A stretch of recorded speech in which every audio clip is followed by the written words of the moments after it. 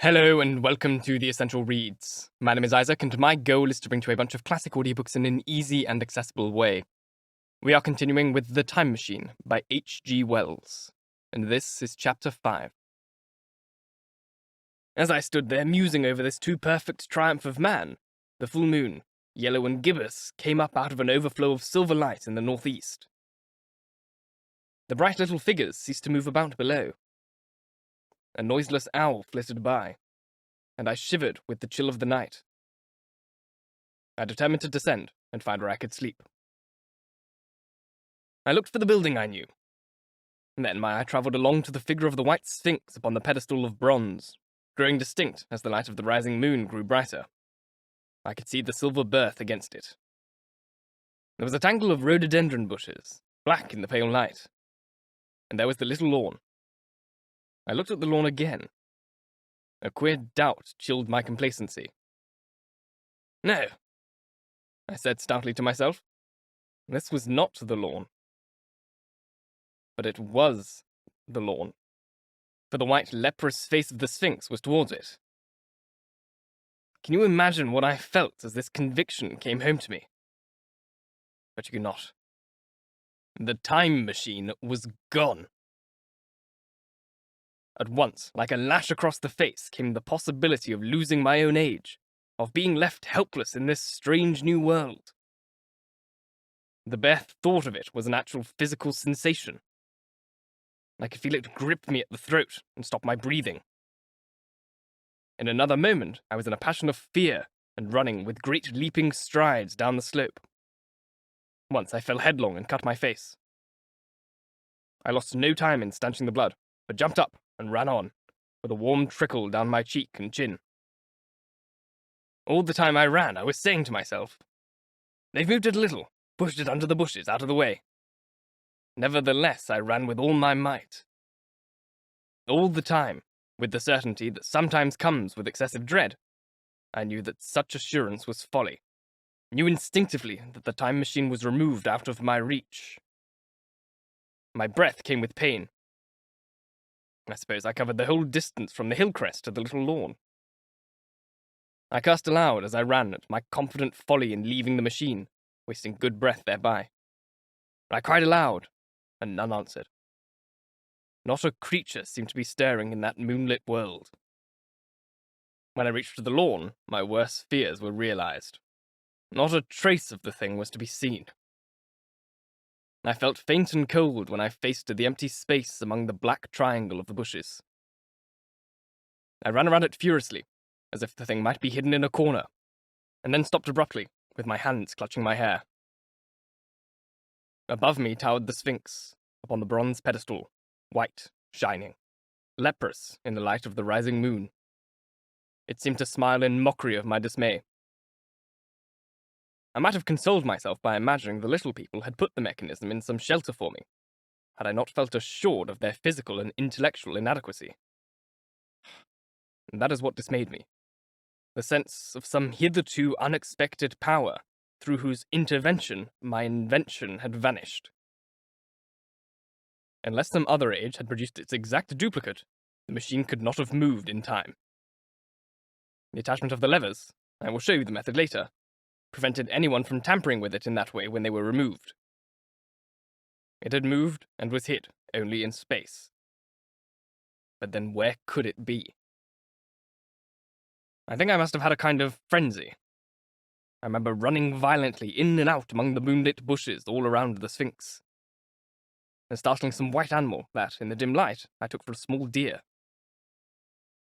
I remember, too, later that night, beating the bushes with my clenched fist until my knuckles were gashed and bleeding from the broken twigs.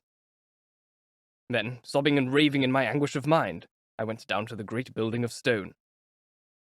The big hall was dark, silent, and deserted. I slipped on the uneven floor and fell over on one of the malachite tables, almost breaking my shin. I lit a match and went on past the dusty curtains of which I have told you. There I found a second great hall, covered with cushions, upon which perhaps a score of the little people were sleeping. I have no doubt they found my second appearance strange enough, coming suddenly out of the quiet darkness with inarticulate noises and the splutter and flare of a match. They had forgotten about matches. Where is my time machine? I began, bawling like an angry child, laying hands upon them and shaking them together. It must have been very queer to them. Some laughed. Most of them looked sorely frightened. When I saw them standing round me, it came into my head that I was doing as foolish a thing as it was possible for me to do under the circumstances in trying to revive the sensation of fear. For, reasoning from their daylight behavior, I thought that fear must be forgotten. Abruptly, I dashed the match, and, knocking one of the people over in my course, went blundering across the big dining hall again, out onto the moonlight. I heard cries of terror, and their little feet running and stumbling this way and that. I do not remember all I did as the moon crept upon the sky. I suppose it was the unexpected nature of my loss that maddened me. I felt hopelessly cut off from my own kind, a strange animal in an unknown world. I must have raved to and fro, screaming and crying upon God and fate. I have a memory of horrible fatigue as the long night of despair wore away. Of looking in this impossible place and that. Of groping among the moonlit ruins and touching strange creatures in the black shadows. At last, of lying on the ground near the Sphinx and weeping with absolute wretchedness. I had nothing left but misery. Then I slept, and when I woke again, it was full day, and a couple of sparrows were hopping round me on the turf within the reach of my arm. I sat up in the freshness of the morning, trying to remember how I had got there, and why I had such a profound sense of desertion and despair. Then things came clear in my mind. With the plain, reasonable daylight, I could look my circumstances fairly in the face. I saw the wild folly of my frenzy overnight, and I could reason with myself. Suppose the worst, I said. Suppose the machine altogether lost, perhaps destroyed. It behoves me to be calm and patient, to learn the way of the people, to get a clear idea of the method of my loss, and the means of getting materials and tools, so that in the end, perhaps, I may make another. That would be my only hope, perhaps, but better than despair. And, after all, it was a beautiful and curious world. But probably the machine had only been taken away. Still, I must be calm and patient. Find its hiding place, and recover it by force or cunning. And with that I scrambled to my feet and looked about me, wondering where I could bathe. I felt weary, stiff, and travel-soiled. The freshness of the morning made me desire an equal freshness. I had exhausted my emotion. Indeed, as I went about my business, I found myself wondering at my intense excitement overnight. I made a careful examination of the ground about the little lawn. I wasted some time in futile questionings, conveyed as well as I was able to such of the little people as came by. They all failed to understand my gestures. Some were solidly stupid. Some thought it was a jest and laughed at me. I had the hardest task in the world to keep my hands off their pretty laughing faces. It was a foolish impulse, but the devil, begotten of fear and blind anger, was ill-curbed and still eager to take advantage of my perplexity. The turf gave better counsel. I found a groove ripped in it, about midway between the pedestal of the Sphinx and the marks of my feet, where, on arrival, I had struggled with the overturned machine. There were other signs of removal about, with queer narrow footprints, like those I could imagine made by a sloth. This directed my closer attention to the pedestal. It was, as I think I have said, of bronze. It was not a mere block, but highly decorated with deep-framed panels on either side. I went and rapped at these. The pedestal was hollow. Examining the panels with care, I found them discontinuous with the frames. There were no handles or keyholes, but possibly the panels, if they were doors as I supposed, opened from within. One thing was clear enough to my mind. It took no very great mental effort to infer that my time machine was inside that pedestal. But how it got there was a different problem. I saw the heads of two orange-clad people coming through the bushes and under some blossom-covered apple trees towards me. I turned, smiling to them, and beckoned them to me. They came, and then, pointing to the bronze pedestal, I tried to intimate my wishes to open it. But at my first gesture towards this, they behaved very oddly. I don't know how to convey the expression to you. Suppose you were to use a grossly improper gesture to a delicate-minded woman. It is how she would look. They went off as if they had received the last possible insult. I tried a sweet-looking chap in white next, with exactly the same result. Somehow, this manner made me feel ashamed of myself. But, as you know, I wanted the time machine, and I tried him once more. As he turned off, like the others, my temper got the better of me. In 3 strides, I was after him, had him by the loose part of his robe around the neck, and began dragging him towards the Sphinx. Then I saw the horror and repugnance of his face, and all of a sudden I let him go. But I was not beaten. I banged with my fists at the bronze panels. I thought I heard them stir inside. To be explicit, I thought I heard a sound like a chuckle, but I must have been mistaken. Then I got a big pebble from the river, and came and hammered till I'd flattened a coil in the decorations, and the verdigris came off in powdery flakes. The delicate little people must have heard me hammering in gusty outbreaks a mile away on either hand, but nothing came of it. I saw a crowd of them upon the slopes, looking furtively at me. At last, hot and tired, I sat down to watch the place. But I was too restless to watch long. I'm too occidental for a long vigil. I could work at a problem for years, but to wait inactive for 24 hours, that is another matter. I got up after a time and began walking aimlessly through the bushes towards the hill again. Patience, I said to myself. If you want your machine again, you must leave that Sphinx alone. If they mean to take your machine away, it's little good of your wrecking their bronze panels. And if they don't, you will get it back as soon as you can ask for it. To sit among all those unknown things before a puzzle like that is hopeless. That way lies monomania. Face this world. Learn its ways. Watch it. Be careful of too hasty guesses at their meaning. In the end, you will find clues to it all. Then, suddenly, the humor of the situation came into my mind. The thought of the years I had spent in study and toil to get into that future age, and now my passion of anxiety to get out of it. I made myself the most complicated and the most hopeless trap that ever a man devised. Although it was at my own expense, I could not help myself. I laughed aloud. Going through the big palace, it seemed to me that the little people avoided me. It may have been my fancy, or it may have been something to do with my hammering at the gates of bronze. Yet I felt tolerably sure of the avoidance. I was careful, however, to show no concern and to abstain from any pursuit of them. And in the course of a day or two, things got back to the old footing. I made what progress I could in their language, and in addition, I pushed my explorations here and there. Either I missed some subtle point, or their language was excessively simple, almost exclusively composed of concrete substantives and verbs. There seemed to be few, if any, abstract terms, or little use of figurative language. Their sentences were usually simple, and of 2 words, and I failed to convey or understand any but the simplest propositions. I determined to put the thought of my time machine, and the mystery of the bronze doors under the Sphinx as much as possible in the corner of my memory, until my growing knowledge would lead me back to them in a natural way. Yet a certain feeling, you may understand, teased me in a circle of a few miles around the point of my arrival. So far as I could see, all of the world displayed the same exuberant richness as the Thames Valley.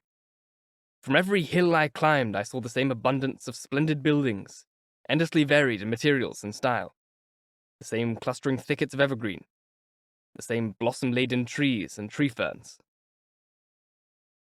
Here and there, water shone like silver, and beyond, the land rose into blue undulating hills, and so faded into the serenity of the sky. A peculiar feature which presently attracted my attention was the presence of certain circular wells, several, as it seemed to me, of a very great depth. One lay by the path up the hill, which I had followed during my first walk. Like the others, it was rimmed with bronze, curiously wrought, and protected by a little cupola from the rain. Sitting by the side of these wells and peering down into the shafted darkness, I could see no gleam of water, nor could I start any reflection with a lighted match. But in all of them I heard a certain sound, a thud, thud, thud, like the beating of some engine. And I discovered from the flarings of my matches that a steady current of air set down the shafts. Further, I threw a scrap of paper into the throat of one, and instead of fluttering slowly down, it was at once sucked swiftly out of sight. After a time, too, I came to connect these wells with tall towers standing here and there upon the slopes, for above them there was often just such a flicker in the air as one sees on a hot day above a sun-scorched beach. Putting things together, I reached a strong suggestion of an extensive system of subterranean ventilation, whose true import it was difficult to imagine.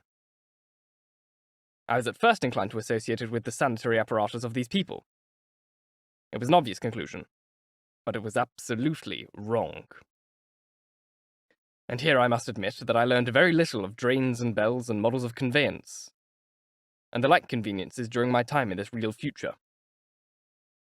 In some of these visions of utopias and coming times which I have read, there is a vast amount of detail about buildings and social arrangements and so forth. But while such details are easy enough to obtain when the whole world is contained in one's imagination, they are altogether inaccessible to a real traveller amid such realities as I found here.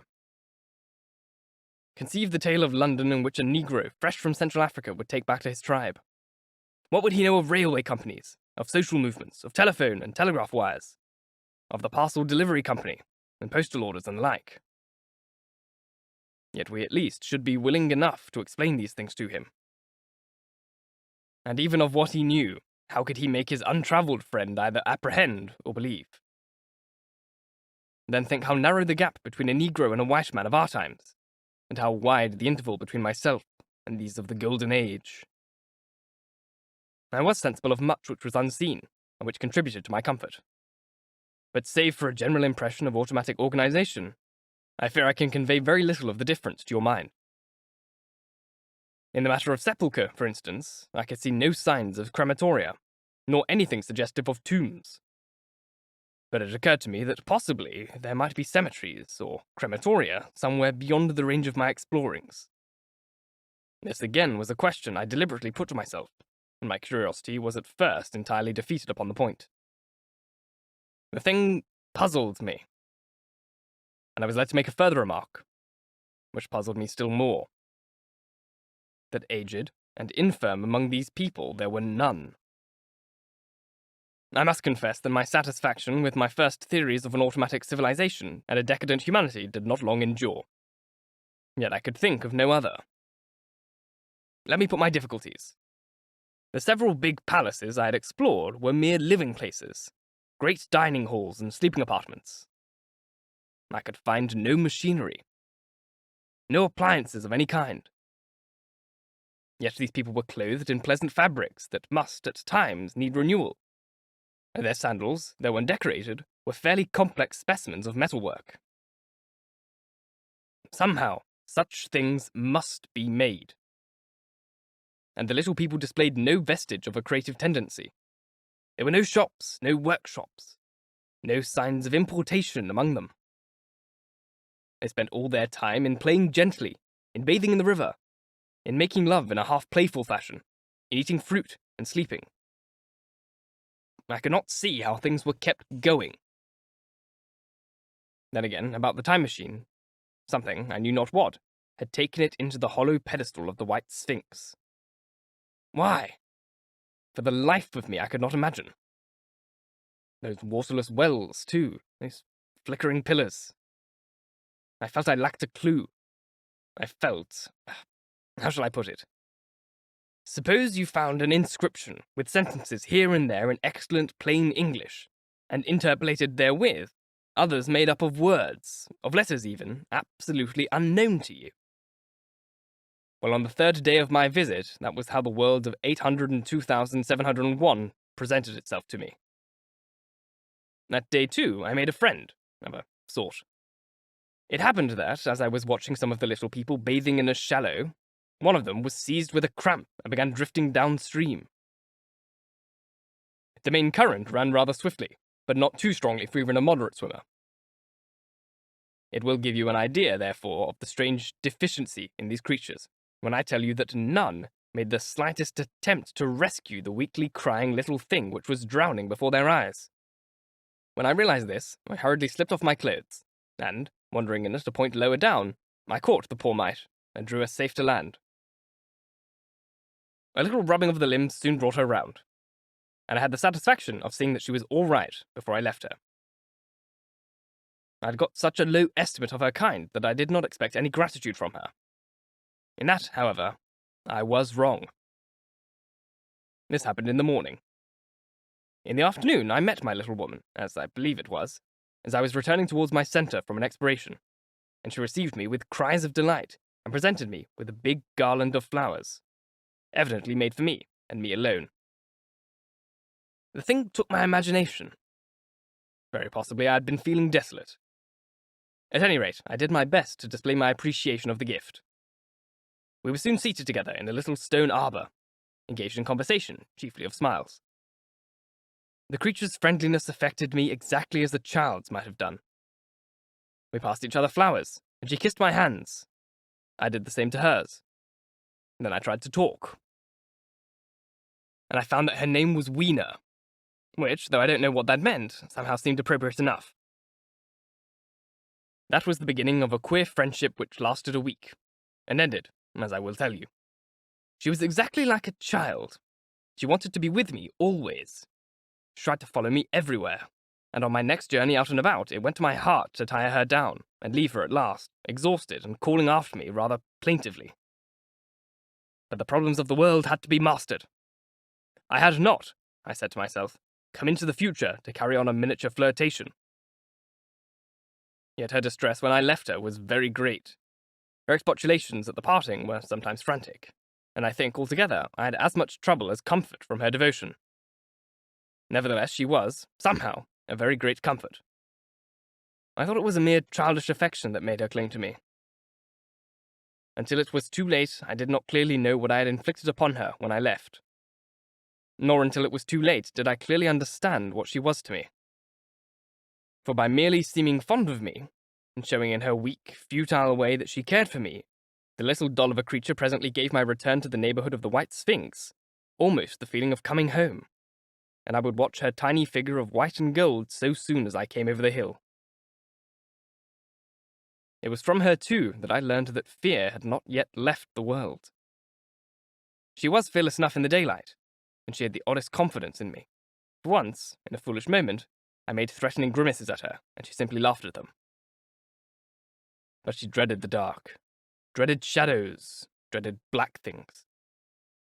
Darkness to her was the one thing dreadful. It was a singularly passionate emotion, and it set me thinking and observing.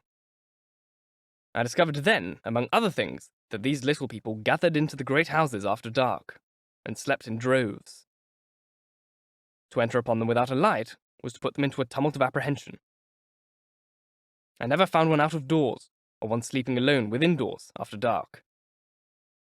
Yet I was still such a blockhead that I missed the lesson of that fear, and in spite of Wiener's distress, I insisted upon sleeping away from these slumbering multitudes.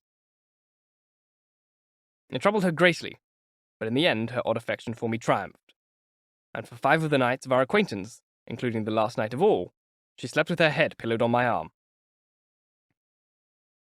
But my story slips away from me as I speak of her. It must have been the night before her rescue that I was awakened about dawn. I had been restless, dreaming most disagreeably that I was drowned, and that a sea of anemones were feeling over my face with their soft palps. I woke with a start, and with an odd fancy that some greyish animal had just rushed out of the chamber. I tried to get back to sleep again, but felt restless and uncomfortable. It was that dim grey hour when things are just creeping out of darkness, when everything is colourless and clear-cut, and yet unreal. I got up and went down into the great hall, and so out upon the flagstones in front of the palace. I thought I would make a virtue of necessity and see the sunrise. The moon was setting, and the dying moonlight and the first pallor of dawn were mingled in ghastly half-light. The bushes were inky black, the ground a somber grey, the sky colourless and cheerful. And up the hill, I thought I could see ghosts. There were several times as I scanned the slope I saw white figures. Twice I fancied I saw a solitary white ape-like creature running rather quickly up the hill. And once near the ruins I saw a leash of them carrying some dark body. They moved hastily. I did not see what became of them. It seemed that they vanished among the bushes. The dawn was still indistinct, you must understand. I was feeling that chill, uncertain, early morning feeling you may have known. As the eastern sky grew brighter, and the light of the day came on, and its vivid colouring returned upon the world once more, I scanned the view keenly. But I saw no vestige of my white figures. They were mere creatures in the half-light. They must have been ghosts, I said. I wonder whence they dated. For a queer notion of Grant Allen's came into my head, and amused me. If each generation die and leave ghosts, he argued, the world will at last get overcrowded with them. On that theory, they would have grown innumerable some 800,000 years hence, and it was no great wonder to see 4 at once. But the jest was unsatisfying, and I was thinking about these figures all morning, until Wiener's rescue drove them out of my head. I associated them in some indefinite way to the white animal I had startled in my first passionate search for the time machine. But Wiener was a pleasant substitute. Yet all the same, they were soon destined to take a far deadlier possession of my mind. I think I have said how much hotter than our own was the weather of this golden age. I could not account for it. It may be that the sun was hotter, or the earth nearer the sun. It is usual to assume that the sun will go on cooling steadily in the future, but people, unfamiliar with the speculations as those of the younger Darwin, forget that the planets most ultimately fall back one by one into the parent body. As these catastrophes occur, the sun will blaze with renewed energy, and it may be that some inner planet had suffered this fate. Whatever the reason, the fact remains that the sun was very much hotter than we know it. Well, one very hot morning, my 4th, I think, as I was seeking shelter from the heat and glare in a colossal ruin near the great house where I slept and fed, there happened this strange thing. Clambering among these heaps of masonry, I found a narrow galley, whose end and side windows were blocked by fallen masses of stone. By contrast with the brilliancy outside, it seemed at first impenetrably dark to me. I entered it groping, for the change of light to blackness made spots of colour swim before me. Suddenly I halted, spellbound. A pair of eyes, luminous by reflection against the daylight without, was watching me out of the darkness. The old, instinctive dread of wild beasts came upon me. I clenched my fists and steadfastly looked into the glaring eyeballs. I was afraid in turn. Then the thought of the absolute scrutiny in which humanity appeared to be living came into my mind. And then I remembered that strange terror of the dark. Overcoming my fear to some extent, I advanced a step and spoke. I will admit that my voice was harsh and ill-controlled. I put up my hand and touched something soft. At once the eyes darted sideways, and something white ran past me. I turned at once with my heart in my mouth, saw a queer little ape-like figure, its head held down in a peculiar manner, running across the sunlit space behind me. It blundered against a block of granite, staggered aside, and in a moment was hidden in a black shadow beneath another pile of ruined masonry. My impression of it is, of course, imperfect, but I know it was a dull white and had strange, large, greyish-red eyes. Also that there was flaxen hair on its head and down its back. But, as I say, it went too fast for me to see distinctly. I cannot even say whether it ran on all fours, or only with its forearms held very low. After an instant's pause, I followed it into the second heap of ruins. I could not find it at first, but after some time in the profound obscurity, I came upon one of those round, well-like openings of which I have told you, half closed by a fallen pillar. A sudden thought came to me. Could this thing have vanished down the shaft? I lit a match, and, looking down, I saw a small, white, moving figure with large, bright eyes which regarded me steadfastly as it retreated. It made me shudder. It was so like a human spider. It was clambering down the wall, and now I saw for the first time a number of metal foot and handrests forming a kind of ladder down the shaft. Then the light burned my fingers and fell out of my hand, going out as it dropped. And when I had lit another, the little monster had disappeared. I do not know how long I spent peering down that well. It was not for some time that I could succeed in persuading myself that the thing I had seen was human. But gradually the truth dawned upon me. That man had not remained one species, but had differentiated into two distinct animals. That my graceful children of the upper world were not the sole descendants of our generation, but that this bleached, obscene, nocturnal thing which had flashed before me was also heir to all the ages. I thought of the flickering pillars and of my theory of an underground ventilation. I began to suspect their true import. And what, I wondered, was this lemur doing in my scheme of a perfectly balanced organization? How was it related to the indolent serenity of the beautiful upperworlders? And what was hidden down there at the foot of that shaft? I sat upon the edge of the well, telling myself that, at any rate, there was nothing to fear, and that there I must descend for the solution of my difficulties. And withal, I was absolutely afraid to go. As I hesitated, two of the beautiful upperworld people came running in their amorous sport across the daylight and the shadow. The male pushed the female, flinging flowers at her as he ran. They seemed distressed to find me, my arm against the overturned pillar, peering down the well. Apparently, it was considered bad form to remark these apertures, but when I pointed to this one and tried to frame a question about it in their tongue, they were still more visibly distressed and turned away. But they were interested by my matches, and I struck some to amuse them. I tried them again about the well, but again I failed. So presently I left them, meaning to go back to Weena and see what I could get from her. But my mind was already in revolution. My guesses and impressions were slipping and sliding to a new adjustment. I had now a clue to the import of these wells, to the ventilating towers, to the mystery of the ghosts, to say nothing of a hint at the meaning of the bronze gates and the fate of the time machine. And very vaguely, there came a suggestion towards the solution of the economic problem that had puzzled me. Here was the new view. Plainly, this second species of man was subterranean. There were three circumstances in particular that made me think that its rare emergence above ground was the outcome of a long-continued underground habit. In the first place, there was the bleached look common in most animals that live largely in the dark. The white fish of the Kentucky caves, for instance. Then those large eyes, with that capacity for reflecting light, are common features of nocturnal things. Witness the owl and the cat. And last of all, that evident confusion in the sunshine, that hasty yet fumbling, awkward flight towards dark shadow, and that peculiar carriage of the head while in the light. All reinforced the theory of an extreme sensitiveness of the retina. Beneath my feet, then, the earth must be tunneled enormously. And these tunnelings were the habitat of the new race.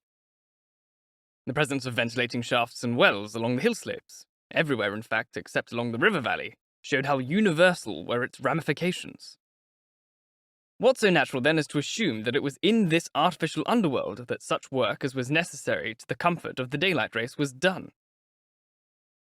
The notion of this was so plausible that I at once accepted it, and went on to assume the how of this splitting of the human species. I dare say you will anticipate the shape of my theory, though for myself I soon felt that it fell far short of the truth. At first, proceeding from the problems of our own age, it seemed clear as daylight to me that the gradual widening of the present, merely temporary and social differences between the capitalists and the labourer was key to the whole position. No doubt it will seem grotesque enough to you, and widely incredible. And yet, even now there are existing circumstances to point that way. There is a tendency to use underground space for the less ornamental purposes of civilization. There is a metropolitan railway in London, for instance. There are new electric railways, there are subways, there are underground workrooms and restaurants, and they increase and multiply. Eventually, I thought, this tendency had increased till industry had gradually lost its birthright in the sky. I mean that it had gone deeper and deeper into larger and even larger underground factories, spending a still increasing amount of time therein, till, in the end... Even now, does not an East End worker live in such artificial conditions as to practically be cut off from the natural surface of the earth? Again, this exclusive tendency of richer people, due no doubt to the increasing refinement of their education and the widening gulf between them and the rude violence of the poor, is already leading to the closing, in their interest, of considerable portions of the surface of the land. About London, for instance, perhaps half of the prettier country is shut in against intrusion.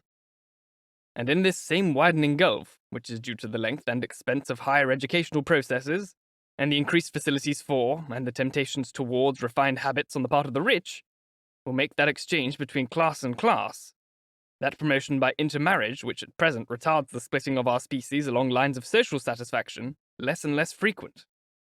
So, in the end, above ground you must have the haves, pursuing pleasure and comfort and beauty, and below ground the have-nots, the workers, getting continually adapted to the conditions of their labour.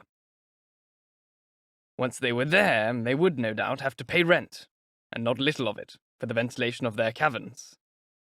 And if they refused, they would starve, or be suffocated for arrears. Such of them as were so constituted as to be miserable and rebellious would die, and in the end, the balance being permanent, the survivors would become well adapted to the conditions of underground life, and as happy in their way as the upper world people were to theirs. As it seemed to me, the refined beauty and the etiolated pallor followed naturally enough. The great triumph of humanity I had dreamed of took a different shape in my mind. It had been no such triumph of moral education and general cooperation as I had imagined. Instead, I saw a real aristocracy, armed with a perfected science, and working to a logical conclusion. Instead, I saw a real aristocracy, armed with a perfected science and working to a logical conclusion, the industrial system of today. Its triumph had not been simply a triumph over nature, but a triumph over nature and of the fellow man.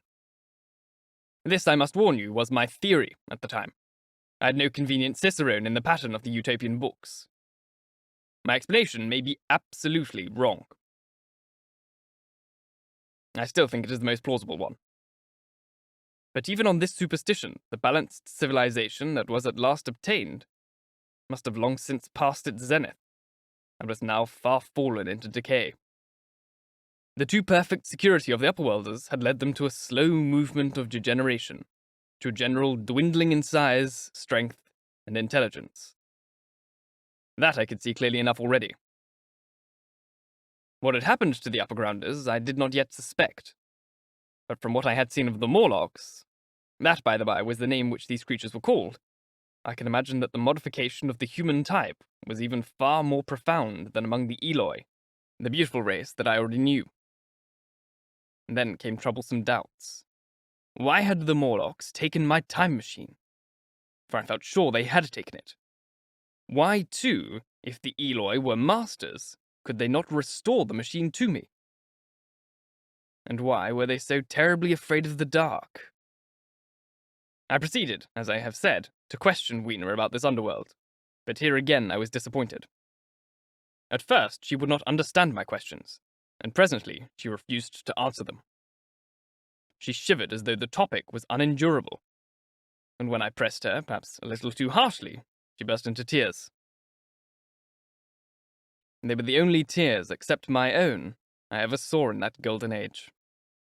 When I saw them, I ceased abruptly to trouble about the Morlocks, and was only concerned in banishing these signs of the human inheritance from Weena's eyes. And very soon, she was smiling and clapping her hands, while I solemnly burned a match. Thank you so very much for listening. If you enjoyed, please like, comment, share, all that jazz, and if you really enjoyed, do subscribe, because there is more to come. I'm really enjoying this book. I love where this is going. I hope you're enjoying it too. There's been a little bit of time in recording this chapter, as you can see if you're watching on YouTube. Voila, I'm shaved. I'm very tired. Bref. If you're listening on podcast, please leave a review as it helps get this in front of as many people as possible, and reading your reviews really makes my day. Help me get to those wonderful monetization requirements on Spotify by listening to the show there as well as on YouTube. Just put it on while you sleep. Let's cheat the system and win together. If you want to support the show further, you can click on the screen here to the Ko-Fi link, which is now presenting. It's a wonderful way to support me and the show, help improve the space, etc. in a more personal and direct way than just by listening. But once again, thank you so very, very much for listening. And until next time, bye-bye.